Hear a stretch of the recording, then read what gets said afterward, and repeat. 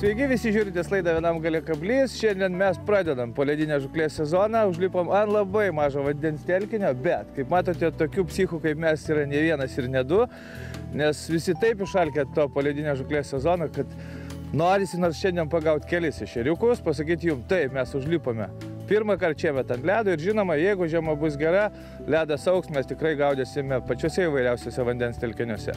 Apie saugumą šiandien būtinai dar papasakosiu, nes, kaip matote, vyrai visą tai daro, ką daro ledo pratingai. Nelipa ant didelių vandens telkinių, nestovi, visi susibūrė į grupės, turi savisaugos priemonės, tai yra svarbiausia. O mes pradedam. Pirmieji šios dienos mūsų žingsniai drąsus, vis dėlto ne vieni esame ant vandens telkinio, nors ledas, kaip matėte, geri 7-8 cm, bet toks ledas jau žmogų laiko. Ir tuo labiau, kad vandens telkinys negilus, maksimalus gilis čia metras, 1,10 m, jeigu ir maudysis, tai iki pažastų, nors visiškai to nesinorėtų, dėl to šiandien būtinai pasakosime apie savisaugą, kaip jau sakiau. Na, dabar imame praėjusiais metais visiems puikiai patikrintas meškerėlės techos, skirtas žvejoti švytuoklėmis nedidelėse gylėse, iš tikrųjų puikios meškerės ir, kaip supratote, šiandien mes pradedame savo žūklę švytuoklėmis. Jaukus, pakankamai smagus masalas, kuris daugelio meškeriotojų ant vadinamojo pirmojo ledo padovanojo puikių laimikių. Vandens telkinys nedidelis dėl lydekų, bent jau mus perspėjo, kad čia jau tikrai sunkiai be pagausite, tačiau vieną kitą ešerį pagauti tikimės.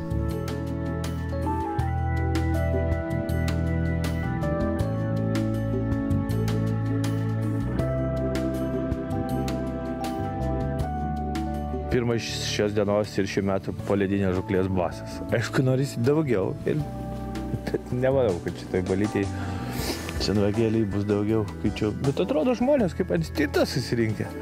Ką, ačiū. Taip, žmonių čia netrūksta ir vis jų daugėja ant ledas. Vienais kitais pakalbėjome, sakė, aplinkui didesniuose vandens telkiniuose vieniem lipti nedrąsu, sako, čia pravažiuojant matome, sėdite kaip pingvinai. Iš tikrųjų, tokio nedidelio vandens telkinio viename galėjo susirinkę meškeriotojai.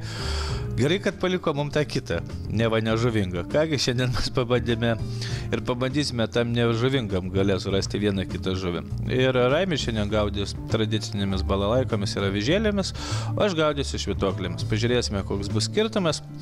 Tiesiog Raimis tas žmogus, kuris mėgsta žvejoti avižėlėmis, kaip ir aš, ir labai daug, ir visur, kur tik įmanoma. Ir kągi, štai pirmieji virpinimai ir jo, kad jie išlenda toks ešeriokas.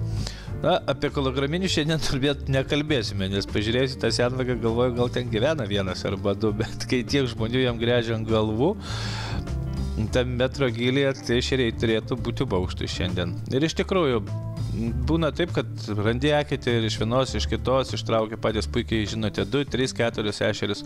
Čia taip nėra.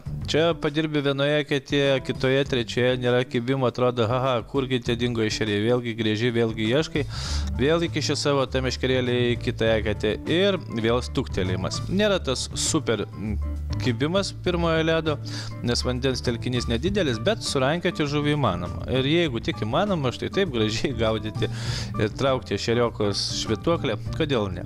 Tai labiau, kad jie ne tie degtukiniai, ne visiškai sprindžiukai, ar ne? Tokia pusė velnė. Na va, kažkokia tai pradžia yra. Raimis pagauna vieną kitą ant avižėlių, o aš pagaunu vieną kitą pirmąjį ešerį šių metų iš paledo. Apapa.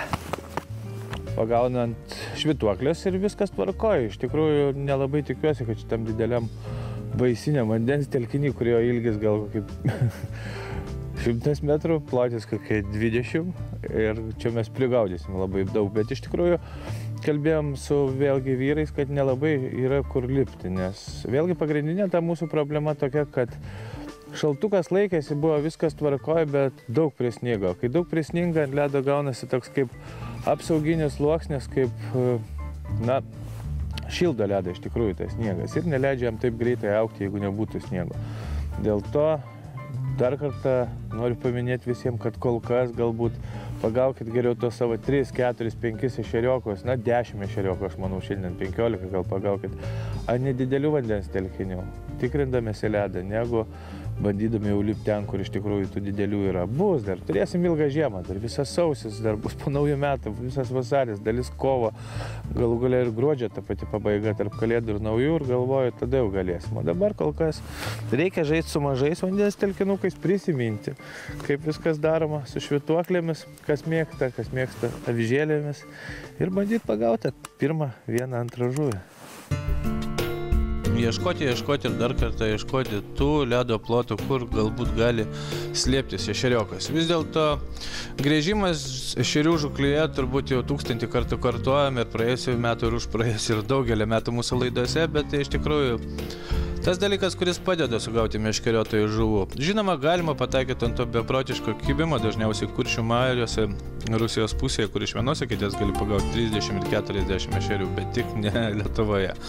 Ir štai avižėlė žvejant labai plonu valu, netgi 800 mm, užkimba vienas kitas toks pusę velnio ešeriokas, tai tik įrodymas, kad ešeriai šiandien baukštus. Neatsargus, bet jeigu jie kanda avižėlę, kanda, kaip matėte, ir vadinamąją švytuoklę. Viskas tvarkoje. Vadinasi, dirbti reikia. Ešerių būrę mes šiandien nepagausime, jau taip supratome, nes jie tiesiog nesusibūrė ir negyvena, tarkim, vienoje ar kitoje eketėje, dėl to reikės gręžti, žygiuoti ir žvejoti.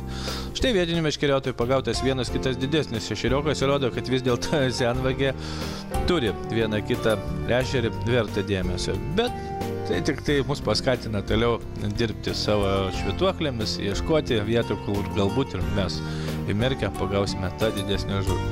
Na, žygiuoti čia nėra labai daug, kur, kaip matėte, tiesiog 3-4 metrai vėl nauja eketė. Senvagės ledas suvarpytas, kaip rėtės mes juokaujame, kad jeigu jau neįlūšime dėl ledo storio, tai įlūšime dėl to, kad to ledo nebeliks, bus vienas kitas skylės. Bet štai taip aktyviai dirbant vienoje kitoje eketėje vis dėlto išlenda ešeriokas, pasirodo mums pabučiuoja mūsų švytuoklė ir mes esame patenkinti sezono atidarėme. Vis dėlto jis vyksta, mes užlipame ant ledo ir gaudame žuvį.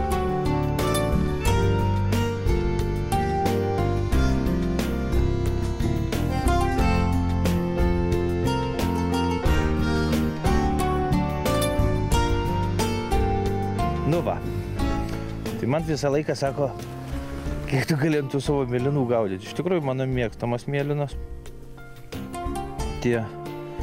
To švytuoklės. Šiandien pakalbėsime apie tai, kas atsirado naujo, ką iš tikrųjų bandysime. Na, aišku, rimtesnėme vandens telkiny. Šiandien noriu tą pirmą ledą atidaryti, pagauti žuvų. Tai žinau istoriją, kad pernai, kai mes parodėm tos mėlynas švytuoklės, tai sakė, jos dingo iš parduotuvių ir visi sakė, duokit mums mėlynų. Ne, aš galvoju, kad iš tikrųjų yra tokia idėja, kad tie jigging repai, tas švytuoklės, jų yra pačių vairiausių. Netgi gramų, vėlgi priklauso, kur tai nori kišti. Čia, aišku, metro gilyje mes kišom 5, galima kišti ir 3 gramų variantus. Ten, kur būtų giliau, mes grūstumėme ir didesnę švytuoklę, tai tikėdamasi, kad paims lydeka. Bet idėja tokia, kad pavyzdžiui, žiemos pradžioje aš esu pastebėjęs, nors gaudau ne tiek ir daug to švytuoklėmis, kad pradžioje žiemos dirba pakankamai natūralios spalvos. Tai yra tokia melsva, pilksvos, žalsvos, o po to jau žiemos, kai žiema įsibėgėja, kai po ledu tampa visiškai tamsu, labai daug sniego, tada pradeda dirbti tos bliksinčios, blizgančios.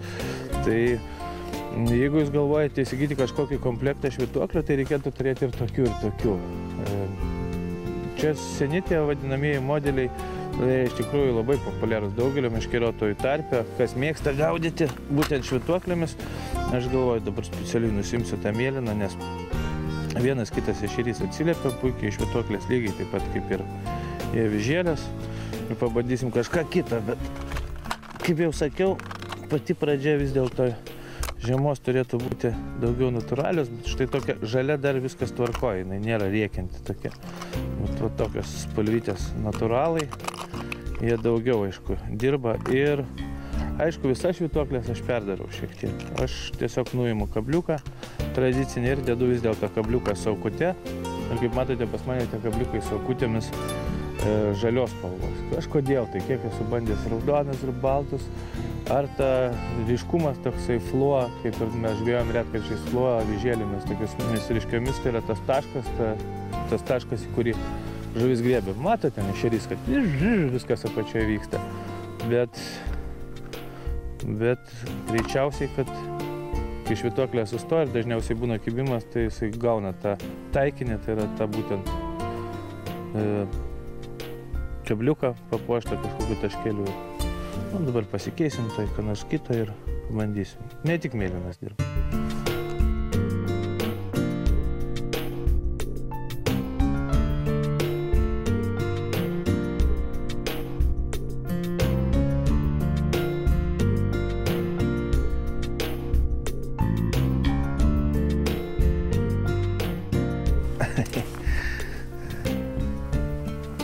Va, koksai gavo iš karto net 2 kablius.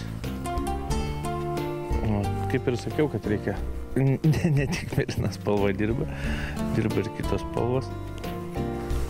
Čia šios dienos turbūt rekordinis bus šitoj baloje, didesnių ir negyvena. Pasižiūrėk, prašau. Va, nes tau reikia nusifilmuot gražiai.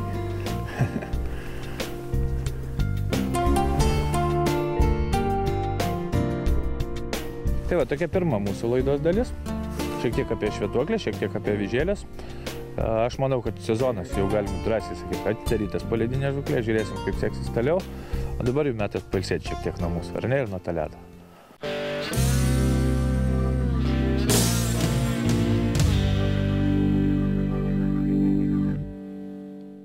Sveiki sugrįžę. Kaip matėte, pirmoji daly mes atidarėme šiandien poledinę žūklės sezoną. Labai nedideliam vandens telkiny, mažytei senvagiai. Kitur dar užlipti nėra taip lengva. Aš galvoju, dar šį savaitgalį daugeliu reikėtų susilaikyti nuo didesnių vandens telkinių, bet viskas tvarkoja. Kaip matėte, gaunam pakankamai skirtingai, žvejų daug. Daugelis žvejojo avižėlę, žvejojo švytuoklę. Matėte, Raimis labai gražiai dirba avižėlėmis. Bet idėja tokia, kad aišku, ant tiek mažas vandens telkinys, nedideli giliai, kad ešeriai iš tikrųjų įsisklaido nuo mūsų visų žvejų čia vaikščiojimų, grėžimų. Bet pradžia yra ir tai mus džiugina, ar ne? Tęsime šiandien žūklę. Apie švytuoklės jau šiek tiek kalbėjome pirmoji laidos daly, kalbėsime ir antroji. Raimis ten lakstosi savo avižėlę. Raimis kaip visada labai susirūpinęs tom, kad kaip čia mums pagauti tą žuvies, daugiau sakė, kaip būtų gerai, jeigu čia mes būtumėm 2 arba 3 ant tos nedidelės senvagės. Mes čia būtumėm sugręžę visą ir ištraukę kalną ešerių, jų neišbaidę. Bet žiemos pradžia yra tas metas, kai reikia dalinti savo džiaugsmais su visais žvėjais. Ir mes dalydamės, kalbamės, žiūrime, ką jie pagauna. Mes pagaudame vieną kitą štai tokį žuvelioką, kurie stveria mūsų švytuoklės ir sakome, kad sezono pradžios atidarimas vyksta. Šiandien vėlgi pabandėme kažką tai naujo, pakeitėm švytuoklės spalvas, paieškojame jų, dar pagalvosime ir apie dydžius. Žodžiu, turime ką veikti iš tikrųjų. Na, žmonės, kaip matote, susibūrė į krūvą, pagauna tų ešeriokų vieną kitą, lygiai taip pat sėkmingai kaip ir mes. Ir štai vienas kitas toks laimikis žiobris. Taip, senvagė susisiekė su minė ir ją įplaukė žiobriukai. Ir toks laimikis iš tikrųjų netikėtas ir įdomus. Nors jeigu pamenate galbūt mūsų laidas, tai praeisiais metais žiobris buvo nenaujiena visur. Ir Bartoje, ir minijos senvagės, ir minijos sankirtoje. Žodžiu, reikalų turėjome ir gaudėme tą pačią įvairiausią žuvį ir galvojame, kad šiemet gaudysime. Žiema mūsų laukia ilga, kaip aš supratau. Ledas iš tikrųjų bus po naujų metų turbūt ant visų Lietuvos vandens telkinių ir didesnių ir mes turėsime ką veikti. Ir gaudysime ne tik švytuoklėmis, gaudysime ir avižėlėmis, galvosime, kaip gaudyti ir išrasti dar kažką tai naujo. Dėl to laidos pabaigoje parodysim keletą masalų, kuriuos šiemet tikimės patikrinti. Ir tiesiog džiaugiamės štai šiandien pirmojo ledu ir pirmaisiais poledinės žūklės laimikiais. Kaip cukruje įsivalioja saldainiai.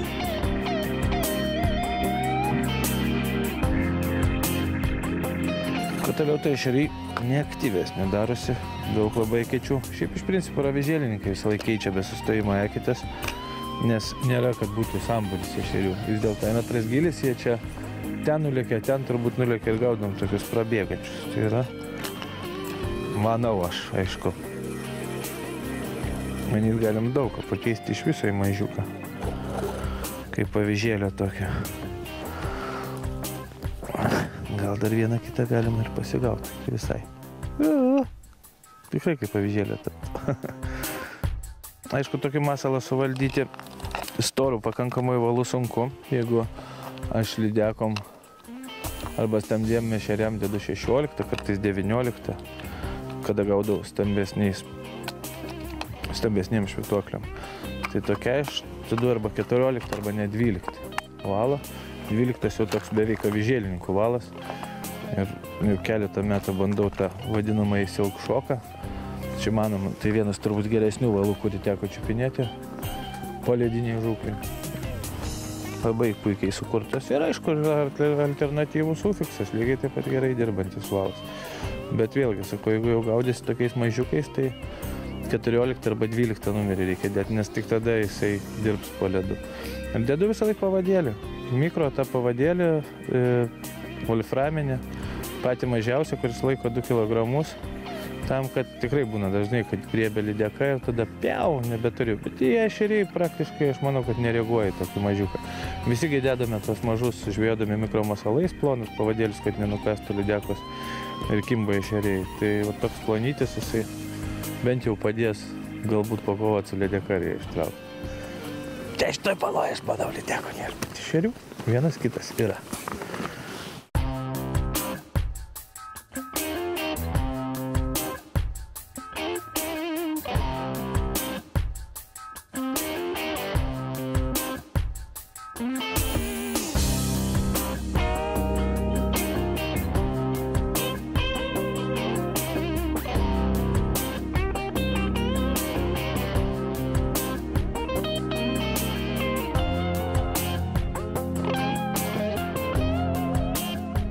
Nu ką, man atrodo, viskas čia gerai, gražiai mes šiandien pasišvytuokliavom, ar ne? Raimis visai gražiai pagaudė avižėlėmis. Dar laidos nebaigiam, tikrai. Dar žvejybos šiek tiek galvoju bus. Bet aš noriu papasakoti šiek tiek, kas yra naujo ir įdomaus švytuoklių pasaulyje atsiradę, nes iš tikrųjų kiekvienais metais viskas ką nors naujo sugalvoja. Ir šiemet mes turim pakankamai įdomių naujų variantų. Negalėjom čia išbandyti tam 70 cm metrą gilyje, bet manau, kad jūs turėtumėte atkreipti dėmesį, nes tai pakankamai įdomus masalas. Vienas iš tokių, pavyzdžiui, man labai patiko žiūrėti video DVD, kaip gaudo suomiai, švedai, kaip gaudo kanadiečiai. Aš manau, kad pas mus irgi dar gal ir nebandytas variantas. Aišku, kažkas jau yra pabandęs, bet pavyzdžiui, lydeko žūkliai, tie mažiukai ratlinai, pavyzdžiui, tokie ripinrepai arba ratlinukai, aš manau, turėtų būti labai įdomus. Mes jas tikrai pabandysime. Jų svoriai tokie 9 gramai, sakau, čia per seklų, bet jie iš principo labai įdomus masalai. Ir aš įsivaizduoju, jeigu juos keliant meškerėlį, jie labai turėtų gražiai virpėti žemyn, aukštyn. Taip, kad mes tikrai jas išbandysime ten, kur bus gilu. Rekomenduočiau ir jums pradėti kartu su mumis, galėsim kartu dalintis patirtimi. Bet lydekom ir stambiem ešeriam, aš manau, netgi tose Kuršių mariose pakankamai įdomus masalas. Toks nematytas, triukšmingas. Na, aišku, jeigu velnių ten visi tą dugną, tai kodėl ne, ar ne? Ir, aišku, dar vienas naujiena. Tik tai šiemet pasiekusi mus. Iš tikrųjų, šiemet ir sukurti. Tai vėlgi, tie, kas domisi švytuoklėmis, atkreipkite dėmesį. Nauji kūrinukai. Pakankamai įdomus, nes jų forma tokia kaip lėktuvo ir bent jau kiek apie juos pasakoja ir jau suomiai aišku pas save gaudo, kad jie labai įdomius posūkius daro po vandenį. Kadangi jie plokšti, pasipriešinimas yra pakankamai didelis ir labai gražiai sklendžia. Daug geriau negu prieš tai mūsų bandytos švytuoklės. Tiesiog jos čia irgi per sunkiai sveria. Šešetukai sveria apie 9 gramus, bet pati forma labai įdomi. Mes būtinai jūs išbandysim ir galvoju, tie, kas mėgsta gaudyti lydekas, tai turėtų būti labai įdomus masalas. Tai va, apie tokias naujovės, kurias tikrai dar bandysime šią žiemą, kai galėsime užlipti kur giliau. O dabar taigi aš, jeigu Raimis atsidarė avižėlę, tai man reikia atsidaryti. Viskas tvarkoj, su švytuoklėmis tvarkoj, bet norisi paimti avižėlę, nors keletą ešerių, ar ne?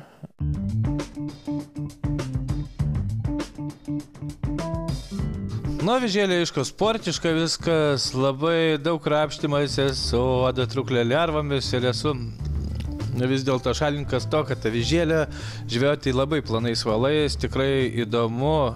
Na, žinoma, lygiai taip pat įdomu žvejoti ir švytuoklėmis. Kaip matėte mūsų laidoje, jomis gaudyti įmanoma ir aš turiu keletą bičiulių, kurie tiesiog negali žvejoti avižėlėmis. Jiems tai neįdomu, per daug krapštimosi, per ploni valai ir šąla rankos. Todėl jie renkasi dažniausiai švytuoklės ir manau, mūsų artimiausiose laidose jie taip pat turės ką naujo pabandyti ir pažiūrėti. Na, magiškas avižėlės virpinimas ten, tada, kai ešerys visiškai neaktyvus ir baladojamas į dugną ir po truputį kelimas į viršų, tai yra ta muzika, kurią mes vadiname paledinę žuklę balalaikomis. Kodėl balalaikomis? Todėl, kad meškerėlės, tie nedideli blineliai su stripeliais, pavadinti muzikiniai instrumentai prigijo ir Lietuvos žvejų leksikone. Balalaika tai meškerėlė skirta žvejoti avižėlę. Na ir kaip matėte, paieškojo seketėlėse, nors ešeriai pastebėjau, kad iš tikrųjų mažesnį negu žvejant švytuoklėmis, tačiau kiba. Man tiek reikėjo. Porą smūgių per nagus, porą ištraukimų ir šiandien galima drąsiai pasakyti. Paledinės žuklės atidarimas įvyko.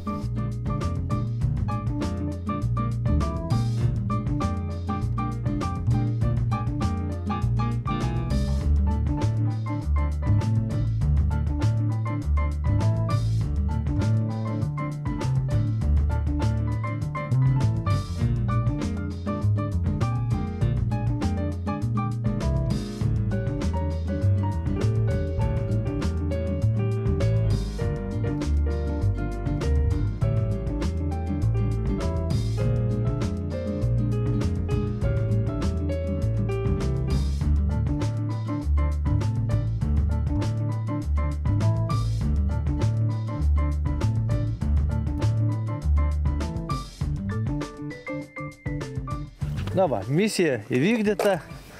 Šiandien mes kažką tai pagavome. Aišku, ką įmanoma ant tokio vandens telkinio. Mačiau ten meškeriotojai irgi panašiai. Viskas gerai, lauksime, kol galėsime užlipti ant didesnių. Ir dabar, aišku, pabaigai būtinai apie saugumą. Raimis, kaip matėte, lakstė su neskęstančiu kombinzonu, taip ir turėtų būti pirmieji ledai atidaryti. Niekada neikit vienas ant ledo, tikrai, nes jau šiemet turim tų tokių dalykėlių, apie kuriuos net neverta kalbėti, jau buvo. Va, dar vienas puikus įnagis, tai aišku, kabliai, kiekvienais metais mes apie juos pasakojame, ant kaklo jie turi būti ant pirmų ledų visur. Jeigu tu lūši, gali įsikabinti ledą, šauktis pagalbas, bandyti tais kabliais išlysti krūtinę ar nugarą, bet jie yra privalomi. Ir aišku, kiekviena mūsų dėžė yra virvė, tam, kad jeigu kas nors įlūšim, ar mes, ar draugai, ar šiaip žvejai, kad tu galėtum paprasčiausiai jam numesti tą virvę. Geriau su svoriu gale, bet iš principo, kad galėtum paduoti, kad žmogus galėtų įsikrapštyti iš ledo. Ir tuo labiau niekada neikit ant ledo vienas. Eikit geriau su draugais, su bičiuliais, su grupe. Vienam yra labai dar kol kas pavojinga. Būkit pratingai, iš jūsų prašau. Šiandien tiek. Dar kartą visus su pirmu ledu, nei žvyno, nei degos. Susitiksim lygiai po savaitės.